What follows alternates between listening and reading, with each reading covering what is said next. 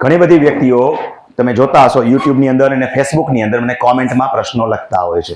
એમાંથી મોટાભાગના પ્રશ્નો જે છે એ પવનચક્કીના જાજા હોય છે. એટલે અત્યારે આપણે આ તાલીમ કેમ્પના માધ્યમ દ્વારા બધાને જવાબ આપી છે ને એમાં મૂકી દઈશું, કારણ કે કોમેન્ટના જવાબ આપવાનો મારી પાસે સમય નથી રહેતો. વોટ્સએપ દ્વારા થઈને જે આવે છે એના જવાબ એ પૂરા નથી આપતો. કોમેન્ટ તો ક્યાં વાંચવા બે, બીજો કોમેન્ટનો જવાબ મથોય હું નથી આપતો કે એક તો સમય નથી, બીજું એકને આપું તો એક જણાને મળ્યો. જ્યારે તાલીમ કેમ્પમાં જવાબ આપું અથવા તો યુટ્યુબના માધ્યમ દ્વારા આપું તો એકને જવાબ આપેલો અનેક વ્યક્તિને મળી જાય તો મારી કરેલી મહેનત લેખે લાગે. ઓલો તો વ્યક્તિગત સવાલ થયો. વ્યક્તિગત સવાલ તો કોઈ પણ એડવોકેટ પાસે જઈને મેળવી શકાય. તો દાખલા તરીકે બાજુમાં પવનચક્કી આવે છે. મોટા ભાગે હું નીતિમત્તા છોડીને વાત નથી કરતો, પણ અહીં ખેડૂતના હિતની વાત છે. એટલે નરોવા કુંજરવા કરવામાં કશો વાંધો નથી. ભગવાન શ્રી કૃષ્ણએ કીધું હતું કે અસ્વસ્થામાં હતાય છે. યુધિષ્ઠિરને કીધું બોલી નાખે.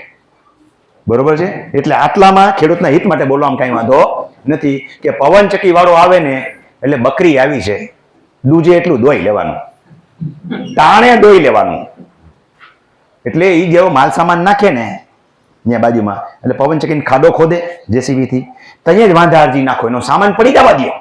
કારણ કે સામાન કિંમતી છે, 50 કરોડનો સામાન છે, એ પેલા ડમ્પિંગ થઈ જવા દેવાનું. ત્યાં ખાડો ખોદ્યા ભેગો હરી કાઢીને નહીં જવાનું. એટલે હવે એને શું થાય, રોજનું વ્યાજ ચડતું હોય. તમે મહિનાનું કહો છો ને, યાને રોજનું વ્યાજ 10,000 20,000 25,000 રોજનું વ્યાજ ચીડું કહેવાય ને. ભલે ને ઓમ વ્યાજ નથી આવતા, પણ વ્યાજ ચીડું કહેવાય. આ એને ડેપ્રિસિએશન થાય હોતા.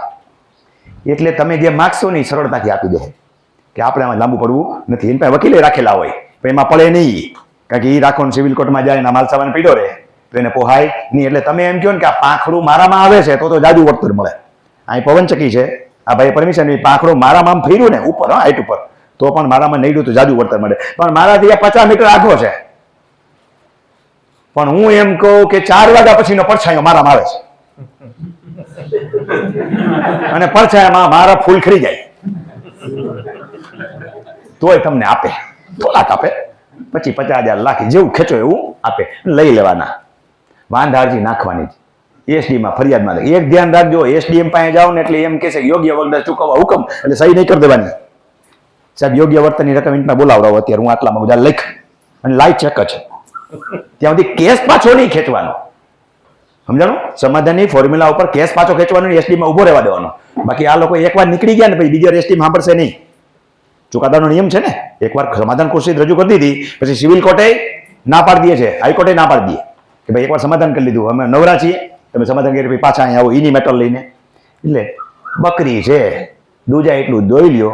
કારણ કે તમારા જ પૈસાથી સરકારમાંથી ખેડૂતને લાભ મળે છે, એના કરતાં અનેક ઘણા લાભ કંપનીઓ લઈ જાય છે. તો ગરીબ ખેડૂતને કદાચ 2 પૈસા એમાંથી દે તો એમાં કાંઈ ખોટું નથી. એટલે જે ખેડૂતો પૂછે છે એના માટે આ જવાબ આવી ગયો કે સમયે ટાણે વાંધા અરજી નાખવાની.